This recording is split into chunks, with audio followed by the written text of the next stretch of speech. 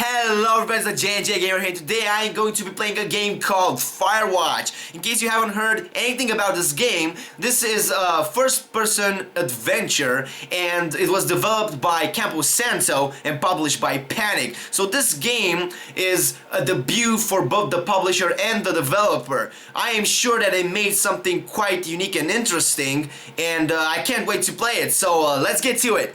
Okay, so we're just starting. Let's see what this is all about. Boulder, Colorado, 1975. I guess this is like the introduction, you know, most games have one nowadays. You see Julia. Okay, I see Julia. Do I have to click it? Oh, okay, I have to click it. I see Julia. She's about your age, late 20s. Laughing, well-dressed professors and grad students from nearby CU Boulder. You, Henry, are out drinking with your pals. Well, Henry, aren't you a wild card? So what's your... You're drunk. Well, that's a good start. So what's your...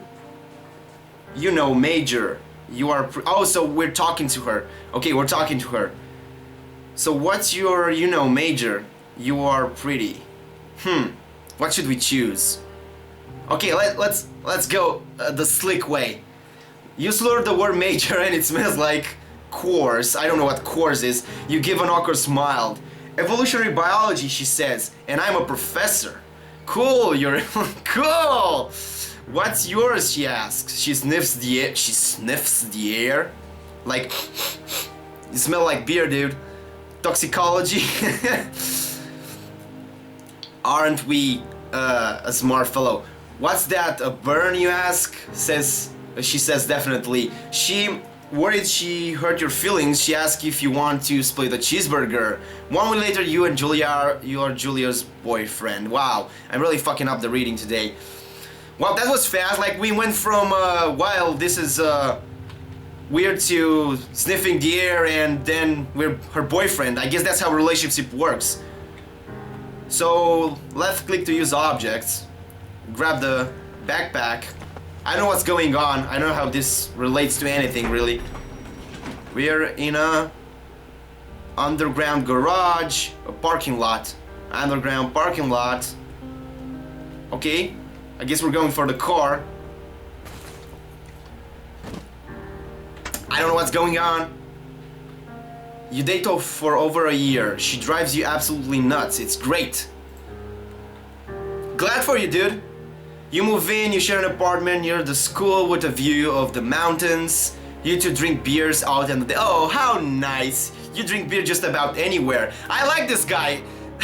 We have a lot in common. I like drinking beer almost anywhere. Julia wants to get a dog. Great. There's a scruffy, undersized beagle. Julia is in love. She wants to bring it with her to class. There's also an intimidating but gentle-eyed German Shepherd. Nothing bad could happen to Julia while walking this dog. It's badass. So I guess we should decide if we're going with what Julia wants or with what we want. Oh, come on, let's give her the beagle. Like, if she wants a dog, she should be able to choose, right? Bucket's a good dog. Bucket.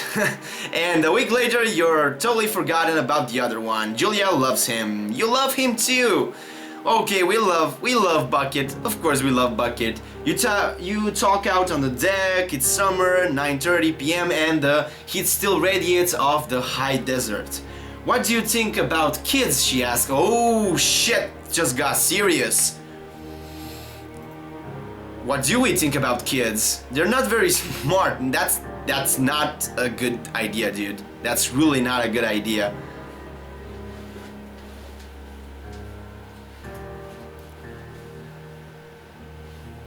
I'm saying if you and I have a couple little idiots. Oh, Julia's so funny. That would be pretty good. One day, why rush? That would be pretty good. Why not? Why not have kids if they're so in love? In that case, we should probably get married. Yeah, I would like that, you say. These kids are going to be screwed up enough. It's probably for the best that their parents are hitched. You say she's absolutely right. I'm actually wondering if these decisions will somehow contribute to the actual game and like the choices matter later on. So I guess we're playing kind of, you know, the backstory and the present at the same time.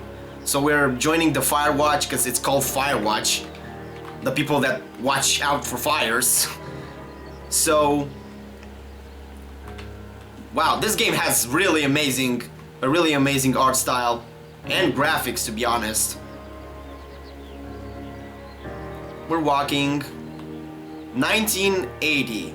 It's Thursday night and Julia is 4 hours late. She doesn't call, you're worried and getting angry by the minute. She walks in after you've gone to bed. She's not quite drunk, but she's clearly been having fun. A fun time. You fight when she gets between the sheets. Why are you being an asshole, dude? Why? I mean, she's just having fun, you know, out with her girlfriends or whatever. You get mad, you ignore her. Let's just ignore. Why get mad? Why be an asshole? You don't touch each other all night. The next day you feel guilty for being so angry and ask her about her evening. She says it was great. You hold on to a tiny pill of resentment. What the fuck? What is wrong with you, dude? Are you so jealous? Like, let the girl have some fun. Julia still likes to draw. She draws plans for her research. She draws all the places you go. She draws you. You pose and flex like He-Man. You frolic like a Victoria's Secret model. No. We pose like Hitman, okay? Like fucking, you know, like the sword up and all that shit. You look awesome. We do look awesome. Gotta say, this game already got me interested. You know, it's building a backstory, like it's trying to get us to care about the characters, and I think that's very important for any game, to be honest. And at the same time, it's kind of showing us around the environment, you know, the graphics. What does it say? 2 Forks Lookout Tower, 8 more miles still. So I guess that's the place where we will be looking out for fires, and we're hiking to it. 1982. During the summer, you and Julia enjoy walking bucket at night.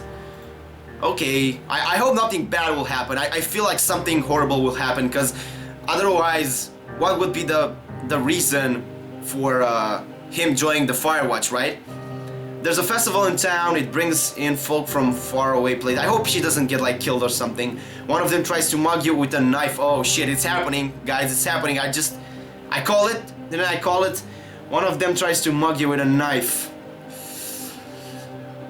Baby, fuck that dog, Julia yells. She gets flustered and has trouble speaking when she's stressed. You confront her attacker. You scare him away. You beat him his goddamn face in. Should we go violent or just kind of hero like? Let's beat him. He's a fucking robber with a knife. Fuck him, right? Your arm gets cut up, but you beat the guy to a pulp. You don't feel very tough. You cry your eyes out before the cops show. Julia has to take a different path from that day forward. You say okay, you don't want to go that way either. From then on, you walk by the river. I say you did right, dude. Plans to have kids get waylaid by work. Oh no, why? Why? If you want to have kids, just have kids, people. Julia gets offered a job at Yale. Yale is in Connecticut, 2,000 miles away. It's a great job, associate department chair. She wants to move. You absolutely do not. So, convince her not to take the job. Well, that wouldn't be fair, you know? So I guess agree if she commutes back and forth. Yeah, that's more reasonable, you know? Always reason in the relationship. If you ask her if she will commute back and forth, you don't want to move to Connecticut, she says. That will be hard, but she'll do it for you. If you won't move. You tell her not to pass it up if it's what she wants. She agrees, she flies back to Boulder 3 times each semester. You know, kind of a hard relationship that way, but you know, it's better than her sacrificing, you know, what she wants to do. Julia is sent home from Yale on a paid leave after having an episode. She has an episode. She loses it in college for borrowing books that were important to her research. She didn't remember she had happily loaned them to him just 2 days prior. Oh, so she's having problem with her memory. She was fine crying in the stairwell. Oh, shit is going down, guys. Shit is going down. Something bad is going to happen. You say that maybe you guys should talk to someone about it. You make macaroni and drink wine and try to forget about it. No, we have to address the problem. We have to address the problem. After seeing multiple doctors and having many tests, they are worried that Julia might be suffering from an early onset of dementia. Oh no, she's 41. So it's about like 20 years past. You both decide to keep it a secret for now. So you got quite old, and she's suffering from dementia. That sucks. So here we are. I guess we're camping in the woods. Journal, okay? Let's check out the oh no! Oh, naked? It didn't say naked. It just said pose like He-Man, not like with his dick hanging out. Bucket is getting older. Julia comments that it's kind of nice because he gets in less trouble around the house. A week later, she goes back to the university. Okay. Julia's affliction gets worse. She can't remember things in class. Oh no. Her research is in shambles. She drives her car to next town over for no particular reason and has to be brought home by the police. She's devastated. She needs some professional care, I think. She's sent home on permanent medical leave. That sucks, man. That really sucks for her and him. Some days you get the Julia who calls you a dope and you are unborn children little idiots. Other days you get a stranger. Oh, so the good Julia is the one that calls you a dope and you're unborn children little idiots. She pulls you into bed to make love. After 5 minutes, she goes into panic, believing her dad is at the door. This is getting so fucking sad. Holy shit. This is depressing. You tell her family they're crushed and begin to make trips to and from their home in Australia to visit her. For a while, your friend comes by with little things to brighten the day. She gets worse. You spend your days following Julia around the house. You count the seconds between 2 weekly visits from Daniel, the nurse. He suggests that Julia could live somewhere else, somewhere within 24-hour care, a home. It sits with you for a couple of months. You decide to move her into a full-time care facility. Oh, this is a tough choice, guys. This is really a tough choice because you're determined to take care for her by yourself. I don't think that would be fair to him, and I don't think he will be able to do a good job at that. If movies have taught me something, is that, you know, you should let the professionals do it. You know, if it's a good facility, why not? Why not? You know, those people are trained and paid to do that job. So I guess Julia is in a caring facility, you know, for people with mental diseases or mental illnesses. And if I would have to take a guess, you know, that's why we're here, you know, taking a Firewatch job in the middle of nowhere, because, you know, we were trying to get away from the world because we lost Julia. Her family agrees with your decision. You find a fantastic place in Boulder and move her there. You see her every day, then every other day. Oh, so he stops visiting her so often. You go out to the bar with your old friends. It's not the same. You get the feeling that every wife tells her husband, if you ever put me in a home like Henry did, I will cut your balls off. Oh God. You slowly decide to not see your old friends that much. That's not good for you, dude. Like you should try to, you know, keep living your life, even if like she's the woman you loved. Julia's sister Susan moves to Boulder to be close to her. She visits her every day. You go with her some of the time. Susan buys you an old typewriter and urges you to use it if you won't see a therapist. You won't. You always really like to. You should see a therapist. You should see a therapist because, you know, if you're in a tight spot, that could really help you. Months go by, Bucket dies. Oh no, the dog dies. Really? Julia doesn't remember him when you tell her. Wow, this is so fucking sad. Sometimes it takes her a minute to lock in, to lock in on you. Oh, so to like kind of realize who you are. In the back of your mind, you believe it's because you see her less and less, and seeing her less and less makes her forget you more, you think. I don't think that's it, dude. I think it's just her illness. Summer's coming and you see an ad in the paper for a job. So I guess now we're taking the job. You take it. Yeah, so really interesting start here. You know, a lot of backstory, kind of trying to make us get a feel for the characters, you know, like how he's like his mind state and stuff like that. Because I guess this will be a very story and character oriented experience. I don't see this becoming like a shooter or anything like that. It is an adventure game, even if it's first person. So we're walking. Wow, this scenery is just beautiful, man. Like it's just, I have to say, even with like the cartoony style of graphics, it still looks astonishing. So we're walking on to the Firewatch tower here. I guess this is the Firewatch tower. So we get inside. Wow, the windows are really... Are they boarded up? Oh yeah, they're boarded up with wood. Let me... So we can interact with things. Okay, so it's we... Oh, there's no light? Okay. A radio, old stove, a lot of stuff around. What can we do? Oh, we can pick it up, drop or examine. Okay, let's examine it. The singular mind. Don't mind your mind alone. Don't mind your mind alone. Yeah, so we can interact with things. Put down.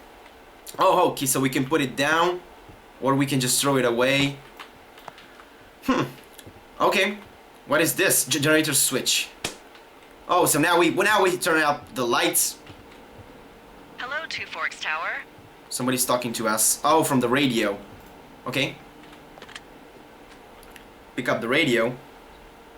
Delilah's talking to us. Tower, come in. Left shift to activate the radio.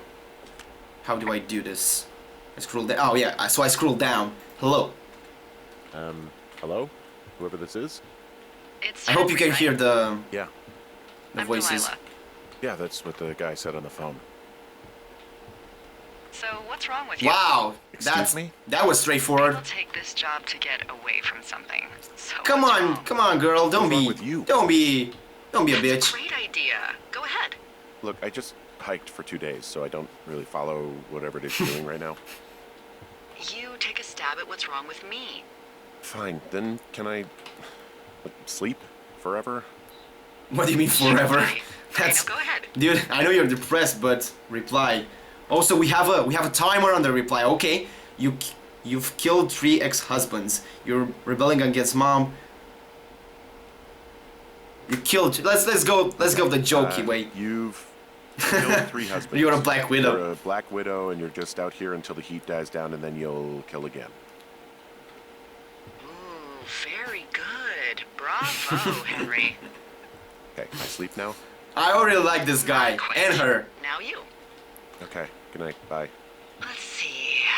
I don't know anything about you, but 9 times out of 10, folks out here simply got dumped. Well, not really. It? Kind of, not really Good night. dumped. Welcome to the job. More like, you know, wife is severely ill in a special facility, you know, not really dumped. This was episode 1 of Firewatch. If you enjoyed the video, don't forget to like and subscribe, of course, and see you next time.